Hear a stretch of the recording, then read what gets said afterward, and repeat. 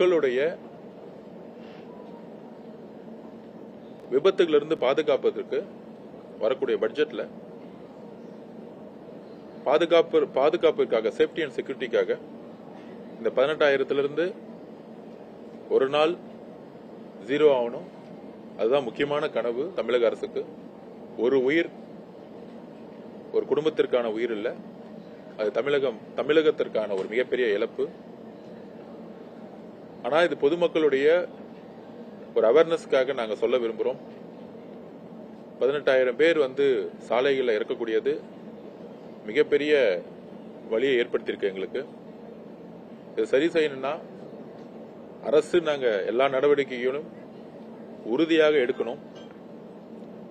இப்ப கூட ஆய்வுல சொன்னாங்க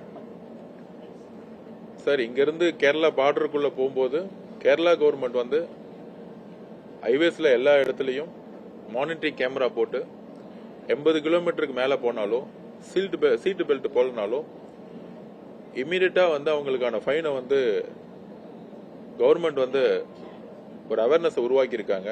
எல்லா டிரைவர்ஸும் கேரளா பார்டருக்குள்ள போன உடனே சீட் பெல்ட் போட்டுருவாங்க, ஸ்பீட் லிமிட்டை குறைச்சிருவாங்க.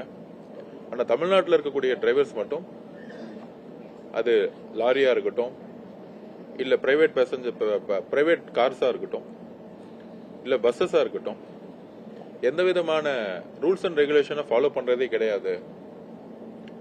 ஆனா கேரளா பார்டருக்குள்ள போன உடனே எல்லா டிரைவர்ஸும் அதை ஃபாலோ பண்றாங்க. அப்ப இந்த ரூல்ஸ் அண்ட் ரெகுலேஷன்ஸை ஃபாலோ பண்ணதுனால கிட்டத்தட்ட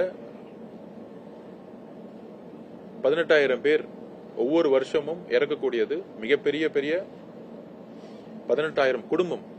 அந்த குடும்பத்துல எத்தனை குழந்தைகள் இருப்பாங்க, எத்தனை பெரிய எதிர்காலம் இருக்கும். 18,000 குடும்பத்தோட எதிர்காலத்தை தமிழகம் இழந்துகிட்டு இருக்கு. அப்ப உடனடியாக போர்க்கால அடிப்படையில் இதை சரி செய்யறதுக்கு கடுமையான சட்டங்களையும் மக்களுக்கான விழிப்புணர்ச்சியும், ஸ்பீட் லிமிட்டை குறைக்கிறதுக்கு ஃபைன் சிஸ்டத்தையும் கேரளா அரசு மாதிரியும் டெல்லி அரசு பாத்தீங்கன்னா, டெல்லியிலே அப்படிதான். நீங்க ஏர்போர்ட் விட்டு வெளியே வந்தவுடனே ஓட்டுநர்கள் 80 கிலோமீட்டருக்கு மேல ஸ்பீட்ல போக மாட்டாங்க, சிட்டிக்குள்ள 60 கிலோமீட்டருக்கு மேல போக மாட்டாங்க. அப்ப பெரும்பாலான இறப்புகள் ஸ்பீட்னால வருது. ஓட்டுநருடைய தவறு சாலைகள்ல நடந்துட்டு இருக்க யாரும் நடக்கிறாங்களோ அவங்க மேலேயும் பாதிப்பாகுது.